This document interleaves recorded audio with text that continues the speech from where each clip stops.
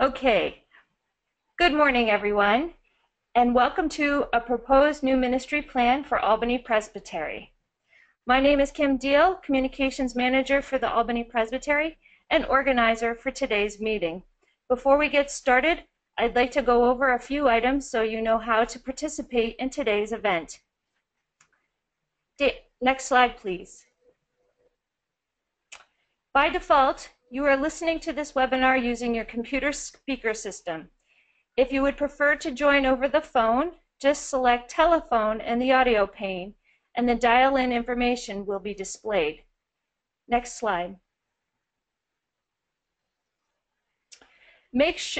Please make an effort to reduce the outside noise and sounds that could be distracting for others on the call when you are unmuted and speaking in the webinar.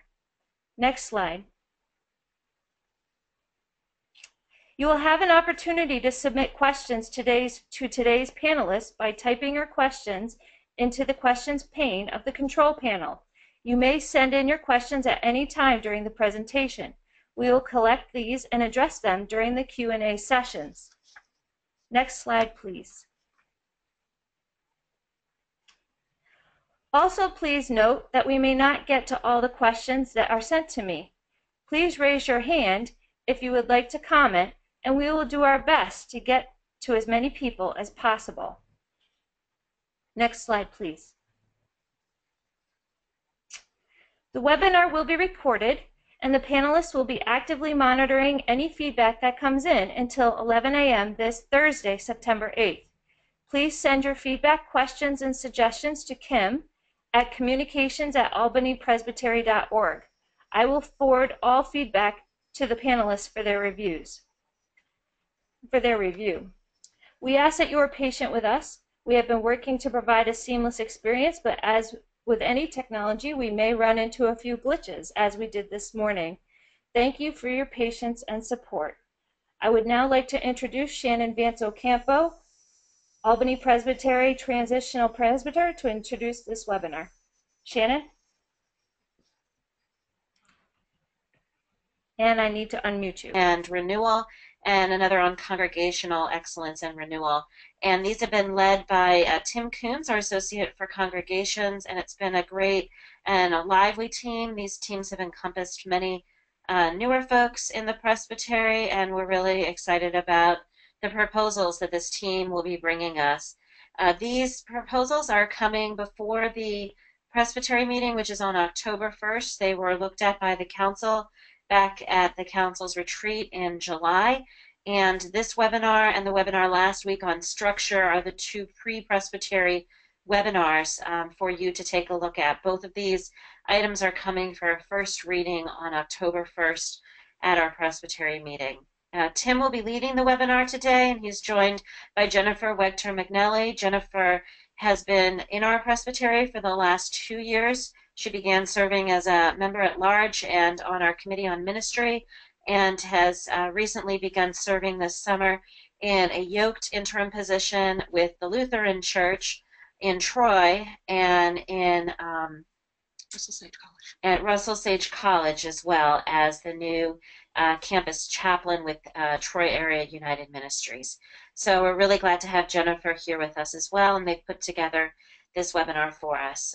Again, we will be taking some questions at the end of this webinar, and I'll moderate the Q&A session for Tim and Jennifer, and then we will have some housekeeping items at the end. This webinar is being recorded, and so you will be able to go back and view it with any questions you have following this on our YouTube channel for the Presbytery. Thanks for joining us, and please join me in prayer as we begin. God, we give you thanks for the gift of yet another day.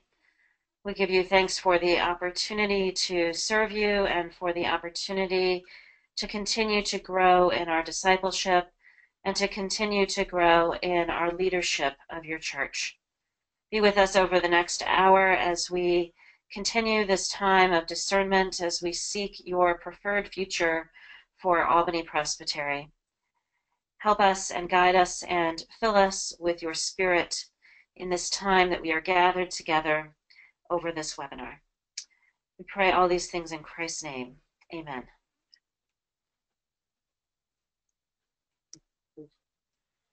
Okay. We will be addressing two areas very much related.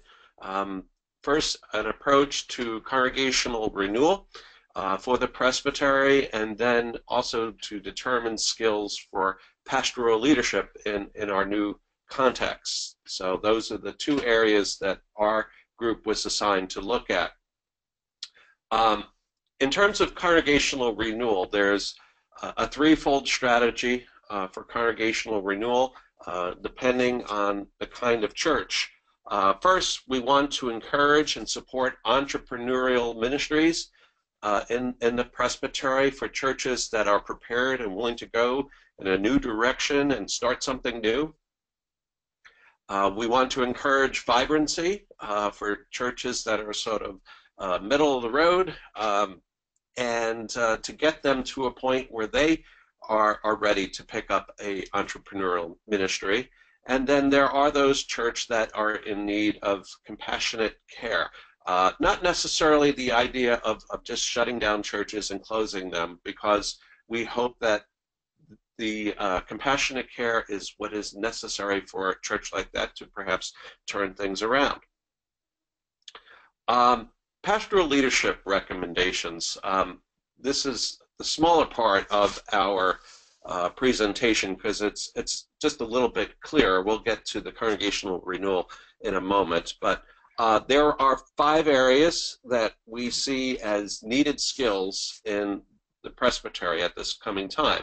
One is community organizing, for a pastor to reach out and work with not just other congregations, but other organizations within the community. There's no one church that can do everything well and has the skill set, so it's making use of what's around you. Cross-cultural proficiency. We are more and more becoming both racially and ethnically diverse, and the need to speak across boundaries. Compassionate care related to those churches that are in need of that. Technological savvy, the use of media, both social and presentation media, for both worship and evangelism's sake. And then lastly, the entrepreneurial leadership. These are pastors who are willing to go perhaps where the congregation and church has never gone before, and to try new ministries and new mission projects. Our rationale for presbytery involvement comes from 1 Corinthians 12, that we are the body of Christ, and we are, of course, connected as the Presbyterian Church. And it's the presbytery's role in that is to be the leader for congregations, to encourage the growth, and the presbytery is all of us, so we are encouraging one another to become the better form of ourselves. Let's see, next slide. Might want to go down. There we go. The main way into this is to propose a change to triennial visits. The triennial visits, as you probably have all experienced them, is for a team from the triennial visit team to come to your church. They have dinner with the pastor to talk with them one-on-one, and then there are questions, mostly to provide the presbytery with a link to the session and how things are going. It's really just to share information with the presbytery between the church and see how the presbytery might be able to assist and plug in. What we are proposing is a little bit more to help the church to set goals for itself and develop a ministry plan that they set, not the presbytery coming in and imposing anything. So it's to engage a congregational assessment process to develop what we're calling a ministry snapshot for how are we right now? What's going on? How healthy are we? Where are our growth areas? And then 2, from that, develop a ministry plan with a coach, if one is needed, and that is simply to answer the question, what is God calling us to do next? Let's just talk about the ministry snapshot. It involves the modified BAT, which building assessment tool that we've been working with in the last year, and a congregational census of who is a part of your congregation and taking a good look at things, to discuss as a session where you are on the congregational life stage. We will go over each one of these parts one by one. And then there will be some optional things, a time and energy assessment in terms of congregational activity, to explore the marks of a vital congregation and see how your church is measuring up with that, and or perhaps another tool that your church has found that is agreed upon with the COM. Some churches are going to be involved in New Matrix. We have 6 congregations. We'll be working with that program in this coming year. You'll be hearing more about that at the October 1st meeting. Okay, so we get into the congregational assessment toolbox. And as I mentioned, there is the congregational census, which is going to have you examine your congregation in some particular areas. One, to do an honest assessment of who your engaged congregants are. So not just your whole roll, but how many people on that whole roll are really involved in the life of your church. Again, the same sort of thing with the children and youth of your congregation. Financial support by member. So this is excluding any funds that you receive through an endowment or any other outside source. We're really looking at just what member giving is about. Come up with a list of disconnected local members, and then finally disconnected non-local members. So by doing these 5 areas and coming up with the census, you will have an honest, open assessment of who is involved and who is not involved in your congregation. The next tool is to involve in a church life stage. We're focusing on 3 main areas. One is vital churches. Does your church feel that they are vital and at the top of your game? Or are you in need of a time of revitalization or a real metamorphosis? Now, if you've seen the congregational life stage map, it looks like this. It's sort of a bell curve with vitality being at the top, and as you start to head down the backside of the curve, partway down, if you feel that your congregation is there, that's the revitalization mode, and you've kind of slipped down even further. This is the time for metamorphosis or a serious change in the life of your congregation. Most churches in Albany Presbytery are either at vital or heading down stage of metamorphosis. Only, I would say, a new worshiping community would be on the front side of that curve, because they're all just kind of starting out. And the way we propose of doing this is simply to put this curve on a piece of newsprint or some big board, and then just ask everybody to come and put an X where they feel your church is, and that's a very easy way of coming up. Now, it's based on the idea that perception is reality. So maybe your church is in revitalization mode, but people are feeling down at the moment, and they're putting their X's down on metamorphosis. So that's an important thing to deal with. Here are some of the optional things in the toolbox. The time and energy assessment. It's to create a sheet with columns on it, and one of the columns will be called fundraising. Another column will be called ministry to the church, like Christian education, Sunday school, adult ministries, and then mission beyond the church. You're involved in a food pantry or something like that, or help support a missionary overseas. And basically look at what your church has done in the last year, and all the items, just go and put them each in one of the columns. So that ham dinner that you did would be in fundraising, most likely, unless that was a dinner to support some sort of mission projects. But if it was to support the operating business of the church, that would be fundraising.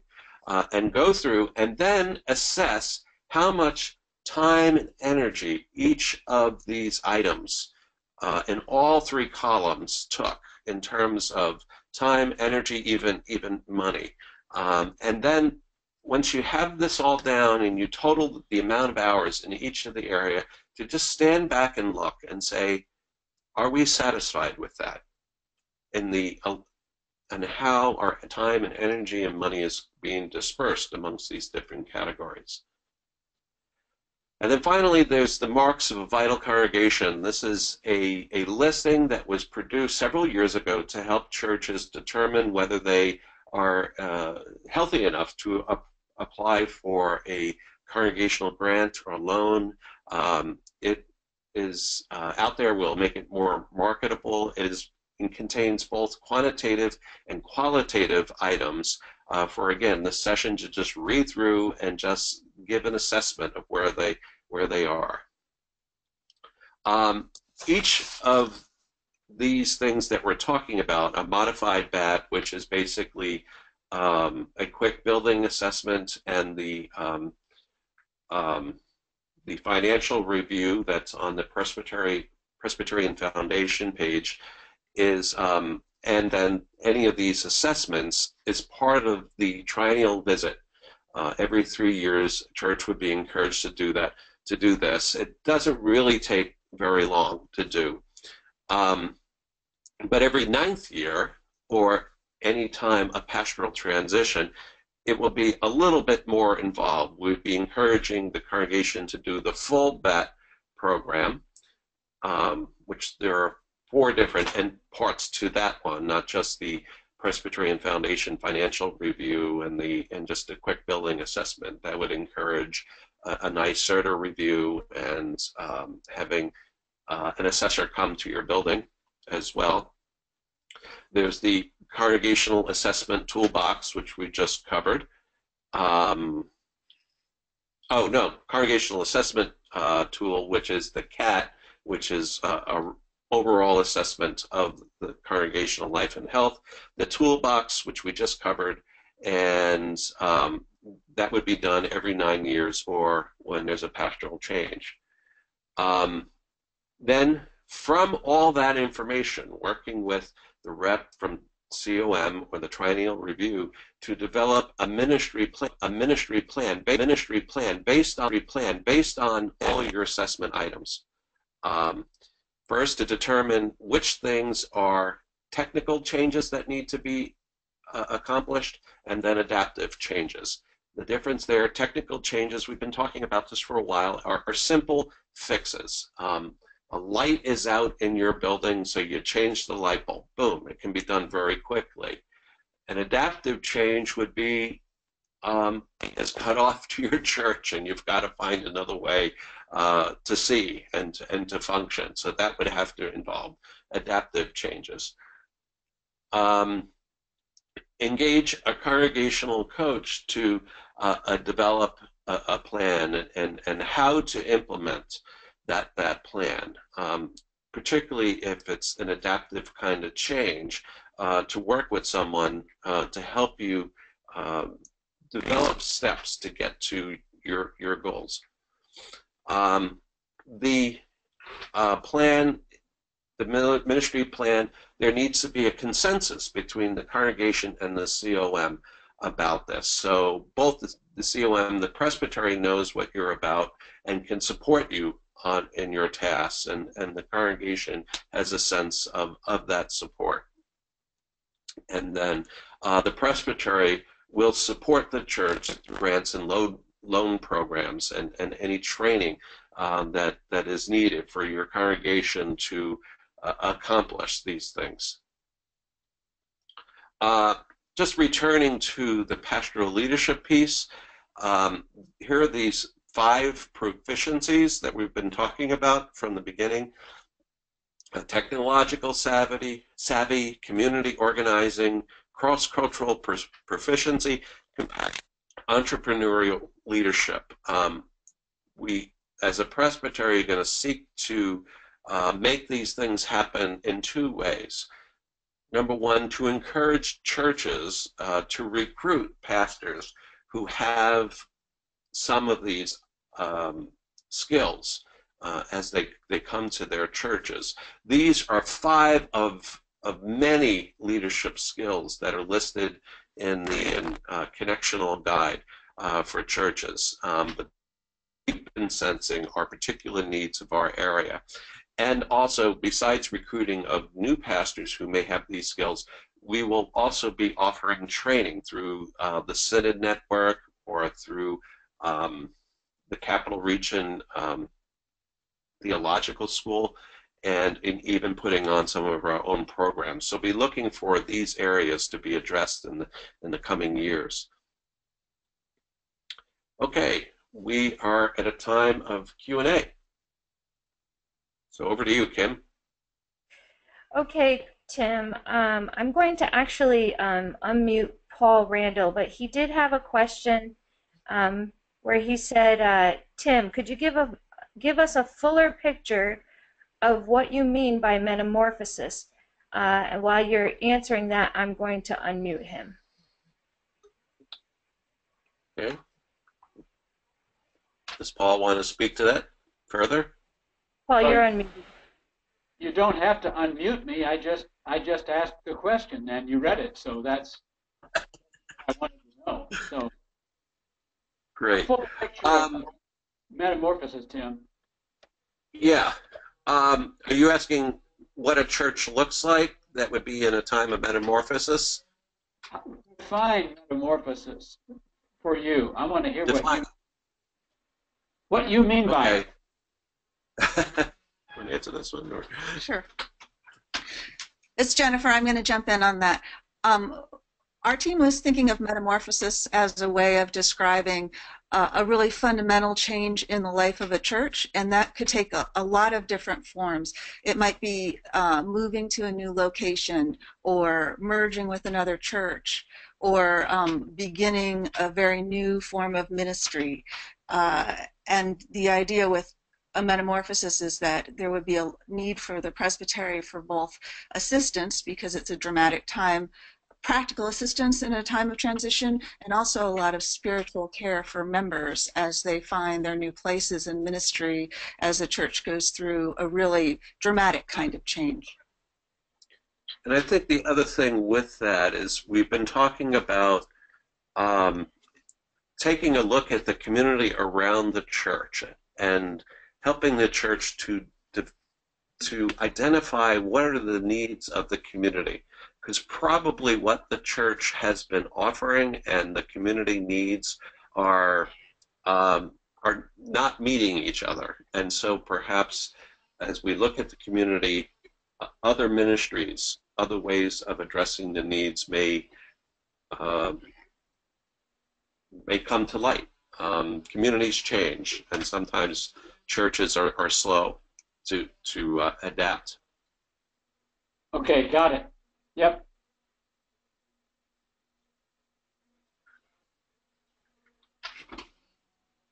Okay, this is Kim, and if anybody else has any other questions they'd like to pose, you can either, Terry Diggory's got one, so I'm going to unmute him.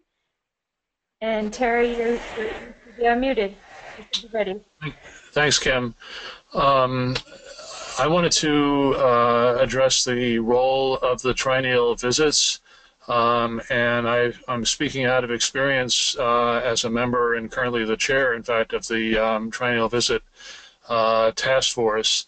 I appreciate what this proposal is attempting and think that it looks good on paper, but I do have questions about the practical challenges of actually implementing such a proposal. It has been very difficult in recent years to manage triennial visits with congregations, both in terms of setting them up with the leadership team at a church and also even recruiting people to join the task force. So I think there are some logistical problems that need to be taken into account. But also, I am concerned in the context of the need to build trust with congregations, which has been mentioned many times during this transition process, that the proposal as it is phrased might actually increase distrust. And this is principally because the language involving the ministry plan speaks of approval. I noticed, Tim, that you didn't use that term in your presentation, but it is in the text of the document. It speaks of COM approving the ministry plan of a congregation. Currently, triennial visit reports are received by the Committee on Ministry, but there's not an approval process, and I think there's a real risk that congregations are going to see that approval of individual ministry plans as an arrogation of power, which is only going to increase the sense of distrust of the presbytery hierarchy. I hear what you're saying, and that potential is certainly there. I think the approval, for the most part, is more an agreement, and the reason for that is that that there needs to be that kind of agreement because there's money going to be involved in terms of grants and loans, and I think for most cases, if congregations do diligence with the process and do come up with a credible ministry plan, I think it would be better to just say agreement than approval, because we're offering to support them financially to back their efforts. So if there's a set where we would not agree is if we felt like the congregation really didn't take a hard look at themselves and we're just looking to do more of the same. I think there might be a little, this is maybe too strong a word, pushback, but going back and engaging a dialogue with the congregation. If you look at it, I did not put it on this presentation because it would have been too hard to read. If you look at the flow chart of the process, there's just because something doesn't get agreed on initially or a congregation doesn't participate, the flow chart anticipates that and creates a dialogue. So, I guess if a congregation is determined to be distrustful of the presbytery, there's not too much to be done about that, other than to say we're going in not with our agenda. It's I've had a great success personally when I've gone into congregations and have said, I'm not coming in with any agenda. I'm not telling you what you need to do. I'm here to help you become the best form of yourselves. And when I've come in like that, I've been received very positively by congregations.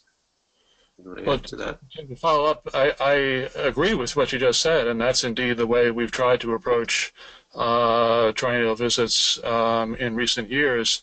My concern is that the way this proposal is set up, it's going to be very hard to convince people that you're going in without an agenda. I also would question the front-loading of the grant application process that seems to be driving this. I think people understand that a grant is something that can be approved or disapproved, but to say right up front that your ministry plan needs to be approved by COM in order for grant proposals to proceed seems a little bit like jumping the gun. What about congregations that are going to say, we have no intention of applying for a grant, we just want to conduct our ministry? Why do we have to submit to this process if we're not intending to apply for a grant? This is Shannon Terry. So one of the pieces that was sent through the transitional work was a desire to update the grants and loans process. And so some of this is in response to that referral, having a methodology by which to do that grants and loan process and to be able to have some data on congregations and on their ministries for decisions related to grants. Going back to one of your earlier questions around teams, one of the pieces that we raised last week in the structure webinar is that we envision perhaps reconfiguring the people on all the teams of the Presbytery in the new year as we redesign the teams and as we develop new competencies for them. So my hope really is that the Triennial Vision team will be reinvigorated by this process, that we will be able to, with this expanded work, some more people will feel called to engage and be trained in this. We would want to bring in some trainers to do training with the Triennial Visit team and to really reinvigorate that team and their work. And so this will be an opportunity for those in the presbytery that want to provide some more leadership, some more assistance through coaching skills to their sisters and brothers in ministry to be able to do that and to have a process to come alongside congregations and really help them move through this time in ministry that we find ourselves, which is quite challenged.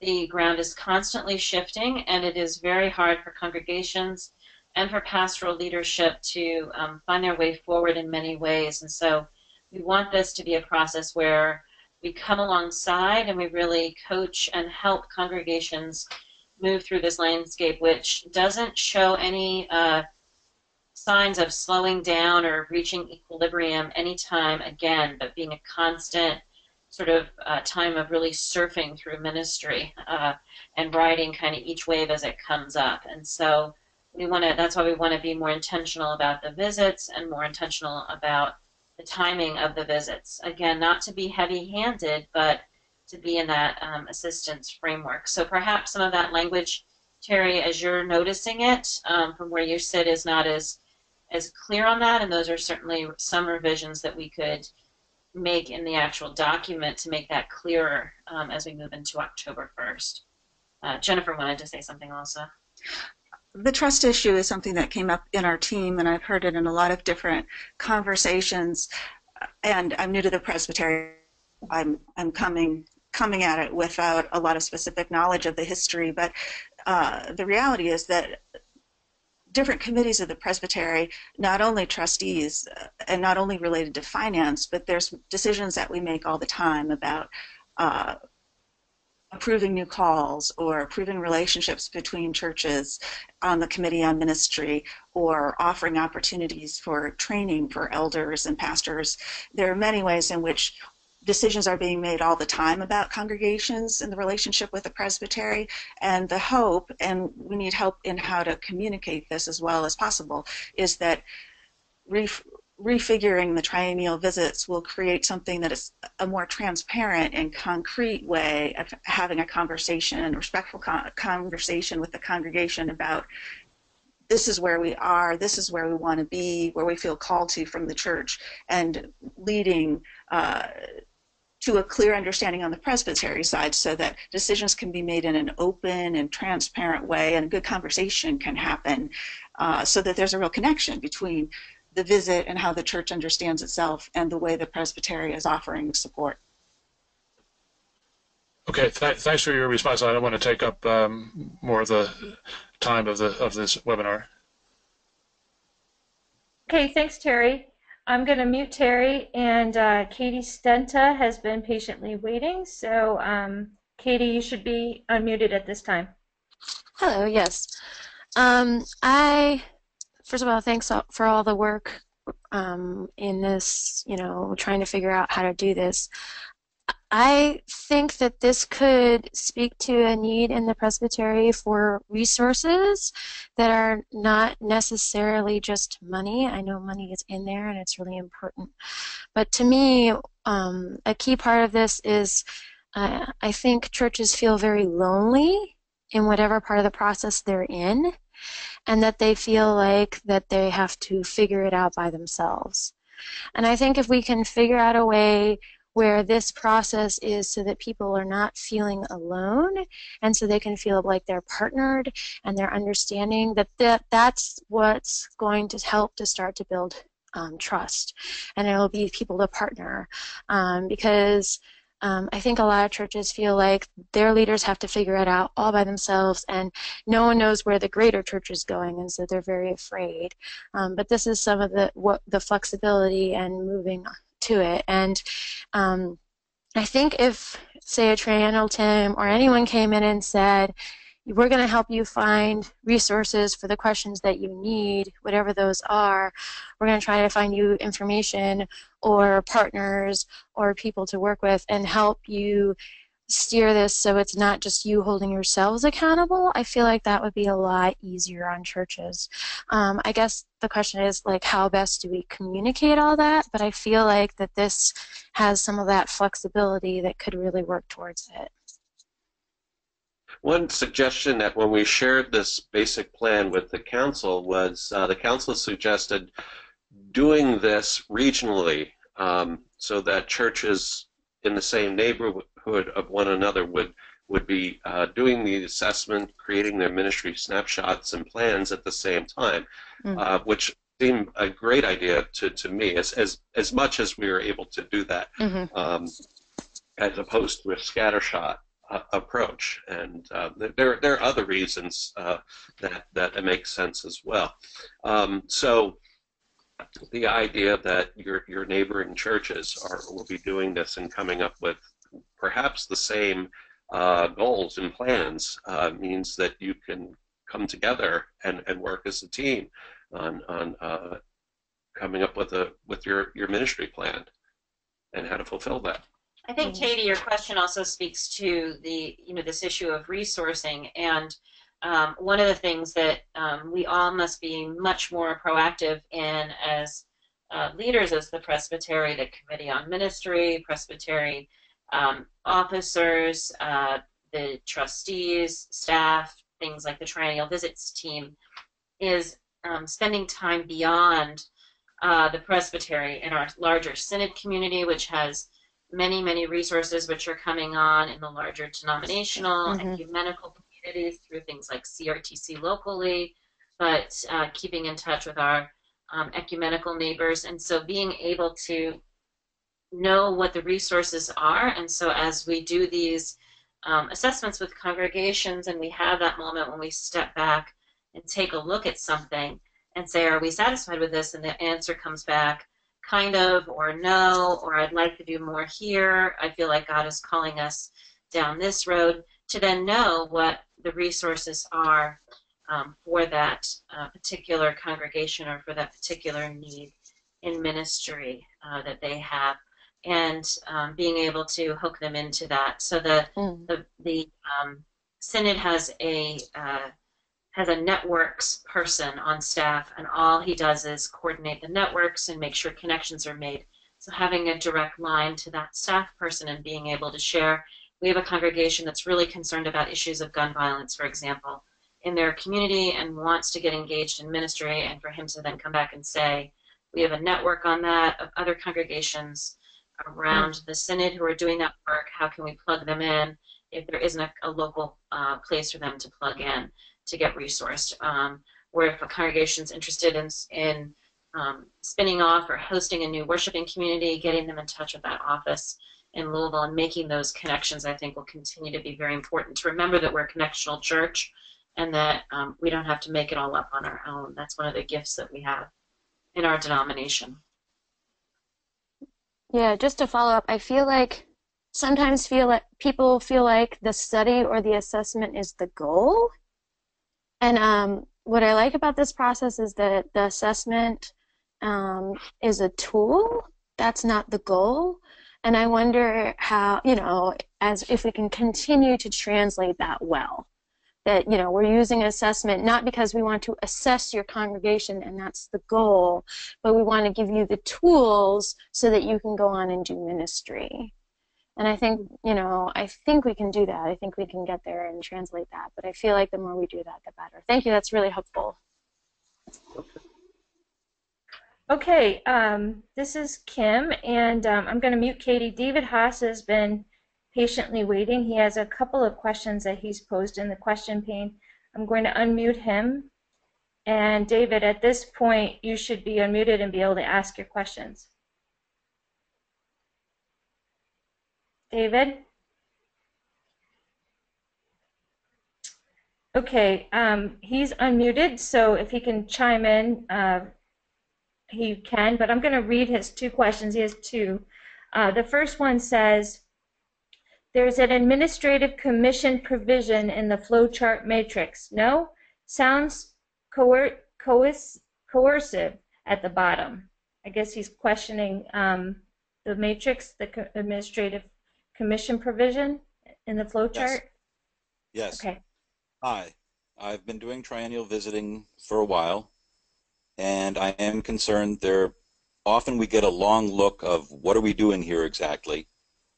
Sometimes we feel like spies, other times we feel like partners and friends. But part of that goes to, I think, the trust issues we have in the presbytery. And I'm concerned that if a church doesn't agree with the ministry plan, that something will happen and eventually it seems to go down into an administrative commission. Would that be a high conflict area with the presbytery? I'm wondering what kind of circumstances would do that, understanding that over time, and if things do go downhill, that the presbytery does have to act. I'm going to mute now and see if we could talk about that or hear about that for a while. Okay. I think the flow chart, this is Jennifer, is trying to show that there are many, many different steps before a worst case scenario where the presbytery and a congregation are so unable to agree about where the congregation is and what their plans are for the future that there would be an administrative commission. There's some very muscular steps in between. I did facilitated mediation training this fall, and something like a facilitated mediation with someone from outside the presbytery coming in and working with the presbytery and a congregation. I now have a high degree of confidence that something like that, if it were necessary, if the ordinary kinds of conversations were really not connecting, there are steps like facilitated mediation that the synod could offer to us that would prevent us needing to go to an administrative commission. I know there have been moments in the past where the presbytery has gone there, and the idea of the flowchart is that there are many options and many ways that are increasingly strong and committed and structured to prevent that from being necessary.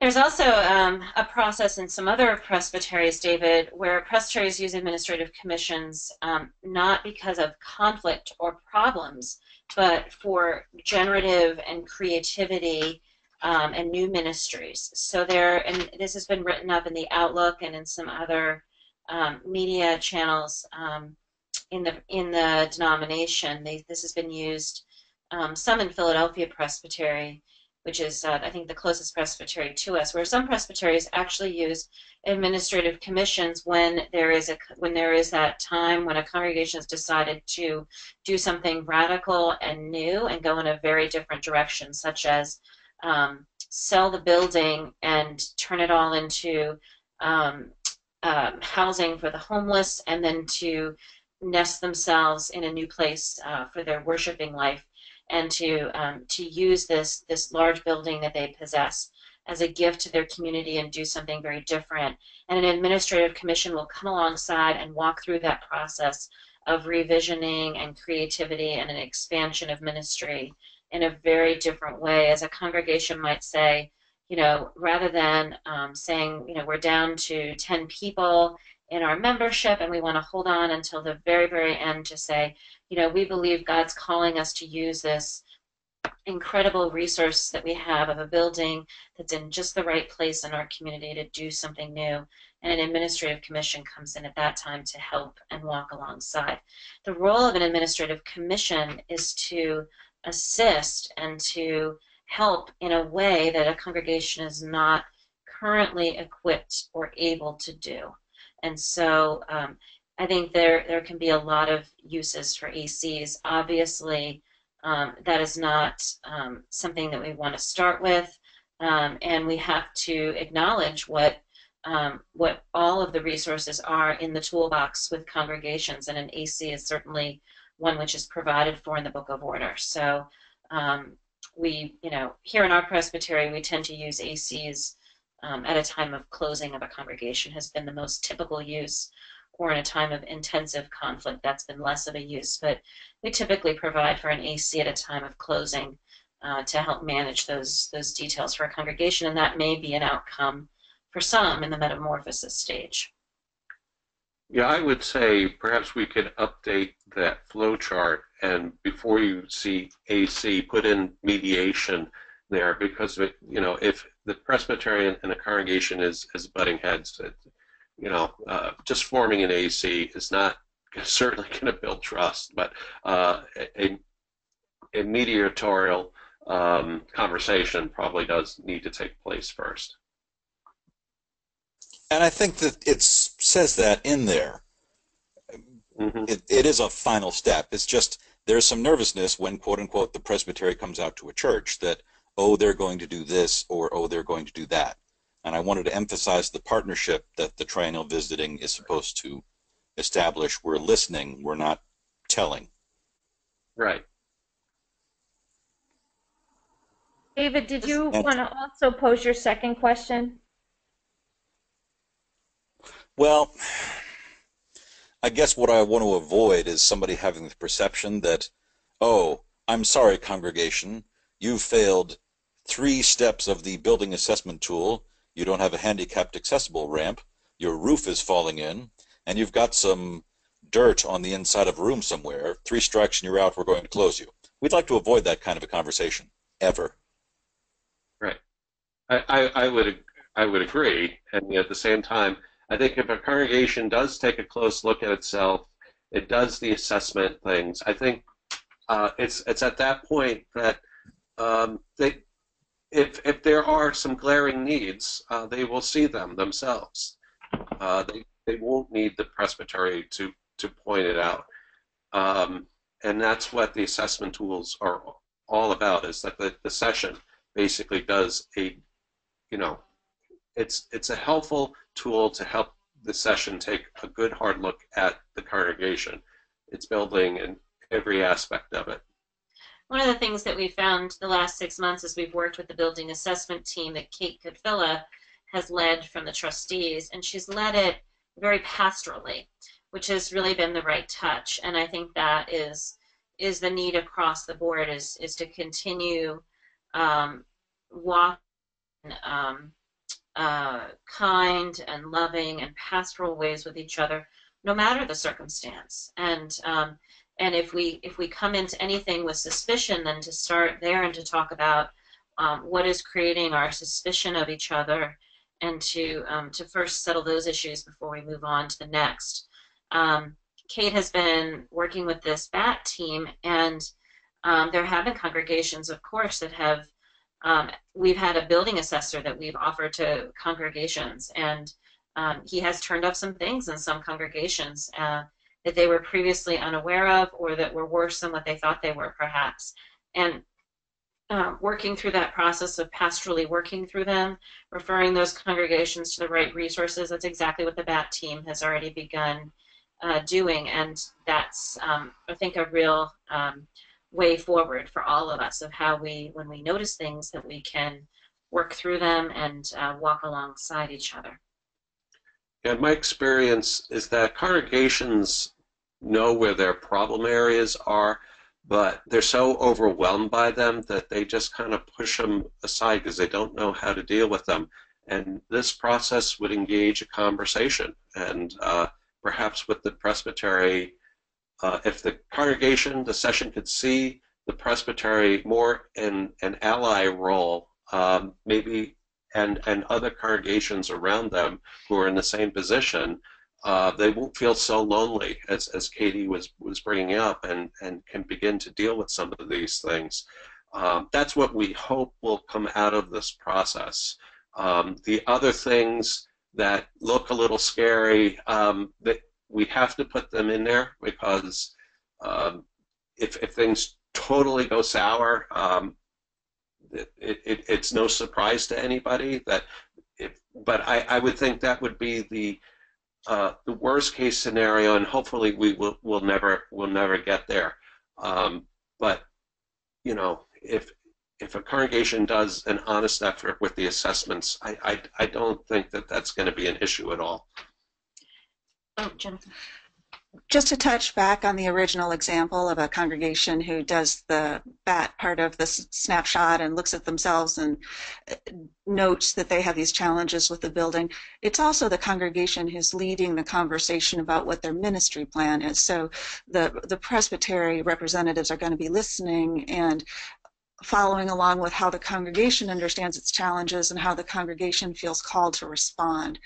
I think that'll be an important part that we need to somehow communicate about the plan, that again, the presbytery is more in the listening, supporting role, and we're looking to the congregation to define and lead the conversation about their plan.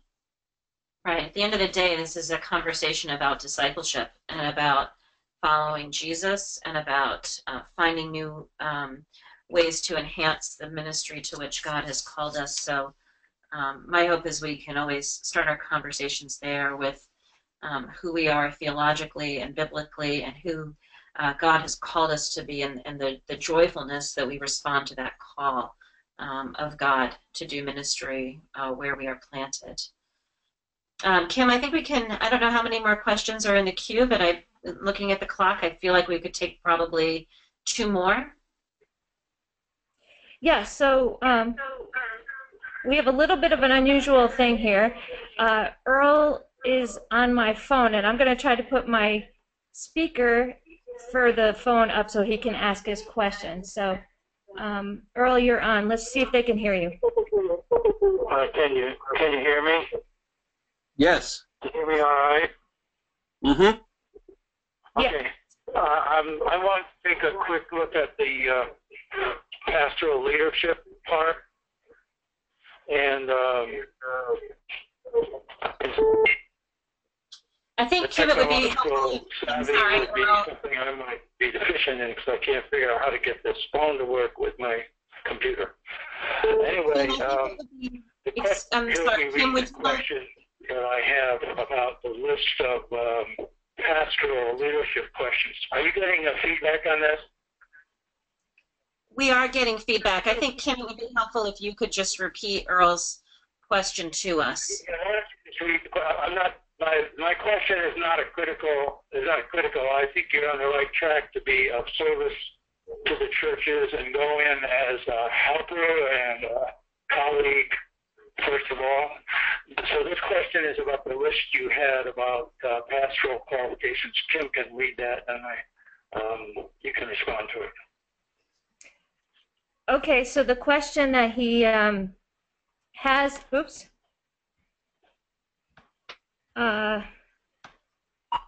so the question that he has posed here is, if I can find it, organization, not just a church.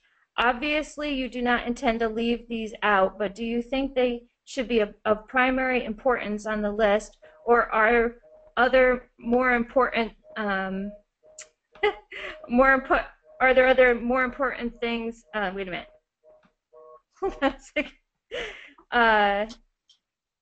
Should be of more primary importance on the list, or are there other things more critical now?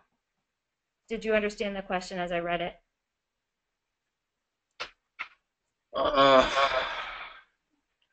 Not really. No. Could you clarify it?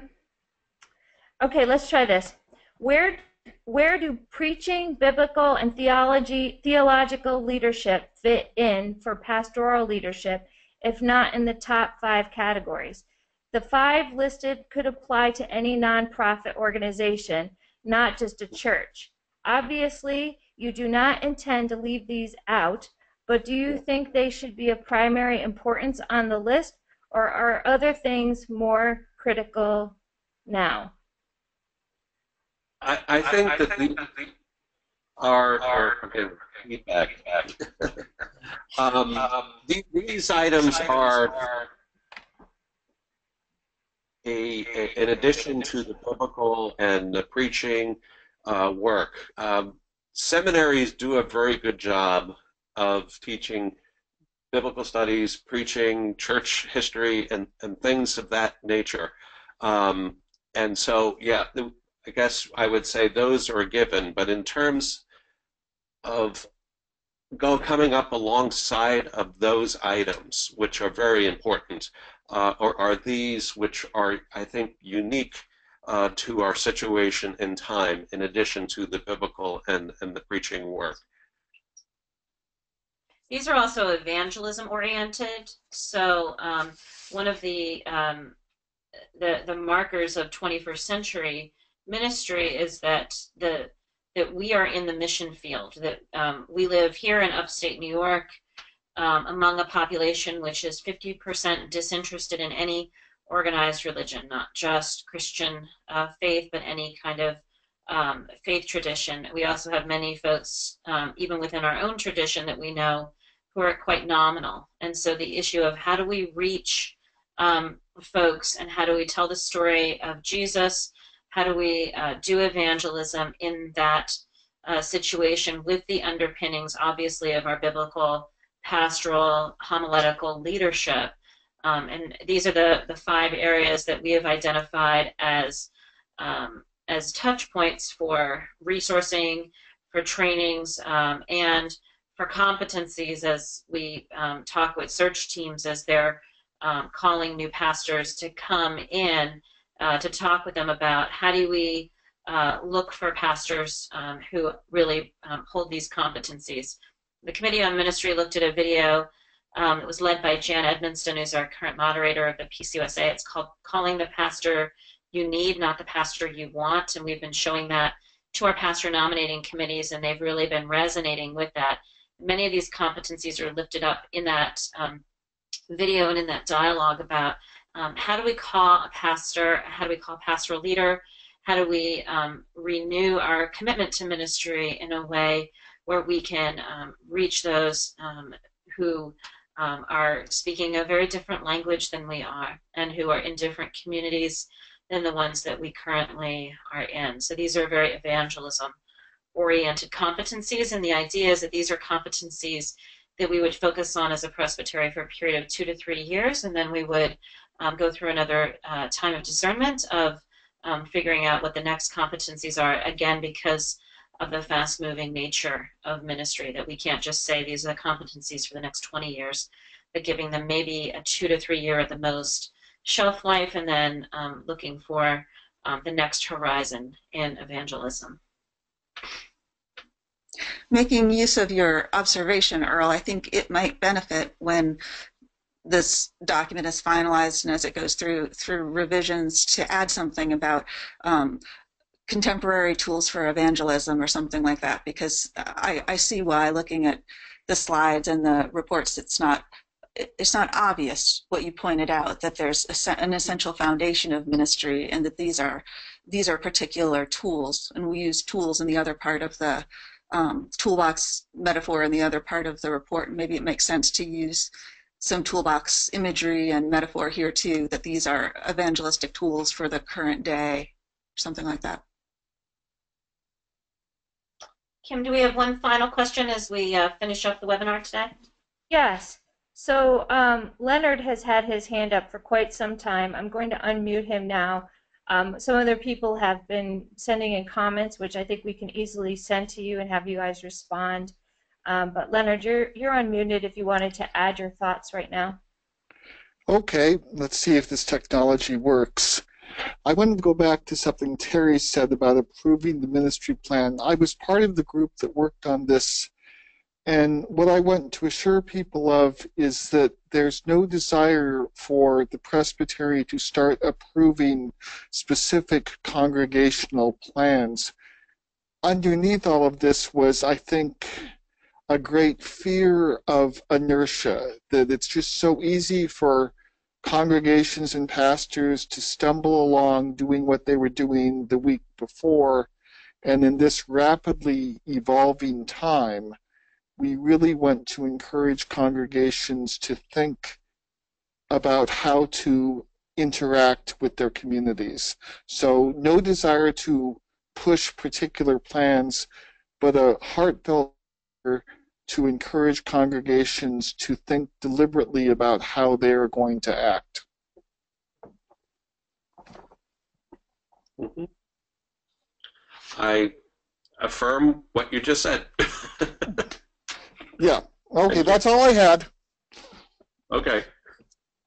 Great. Well, we are at 11:02, and our covenant is for about an hour for this webinar. I want to thank everyone for really a robust webinar, lots of excellent questions and ideas for some ways to calibrate this document in a way that allows it to have a full hearing on October 1st. Some really interesting questions and lots of feedback. I think this has been one of our most vibrant of our webinars. So I'm just really grateful for all the ideas that are being brought and generated by this. This is at the heart of our transitional work as a presbytery of figuring out how to be the Church of Jesus Christ, how to do our ministry, and how to reach new communities and provide the healing that the world around us needs. So this is really important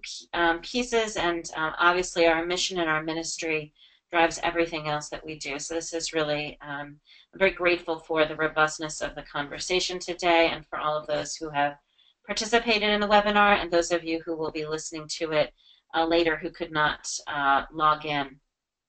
Just as a reminder, the panelists, Tim and Jennifer, will monitor the feedback for the next 2 days. Kim will be pushing that out to them. Any comments as well will be shared, and they will be responding to those. They will then be gathered into one large document and then shared on the Presbytery Transitional Planning area of the website as they have been for previous webinars.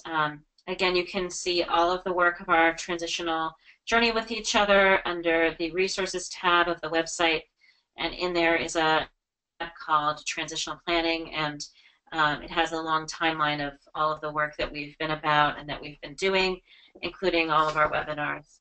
Please send all of your feedback directly to Kim Beal at communications@albanypresbytery.org. Do not send it directly to Jennifer or to Tim. Please do send it to Kim because she does keep it all housed in one place so that we are able to keep everything organized. I want to remind everyone as well that the issue of trust was brought up again on this webinar, and we are hosting 3 conversations about trust around the presbytery during the month of September. Our first conversation will be next Monday, the 12th of September at noon at the Broad Alban Church. We will also be hosting a conversation on the 21st at the Westminster Church, also at noon in Albany. And our last conversation will be on the 19th of September at 6 p.m. at the Glens Falls Church. These will be led by Jim Fenimore, who's been working with our council and the presbytery around these issues, who's with the Samaritan Counseling Center. And Jim will be leading these sessions, and you'll be receiving some special information through the MailChimp about that in the next 24 hours. So please be on the lookout for that and invite others to come and join you. If the meeting is around the lunch hour, we'll be providing some time of fellowship and lunch, and if it's around the dinner time hour, we will be providing a dinner and a time of fellowship. And these are regionally based conversations so that they're in different areas of the presbytery to allow folks who would like to come to them to not be able to not have to travel too far to get to them. So thank you very much to the Broad Alban, to Westminster, and to Glens Falls churches for being host sites for these conversations. Again, thank you so much to everyone for participating in the webinar, and let me now close us all with a time of prayer.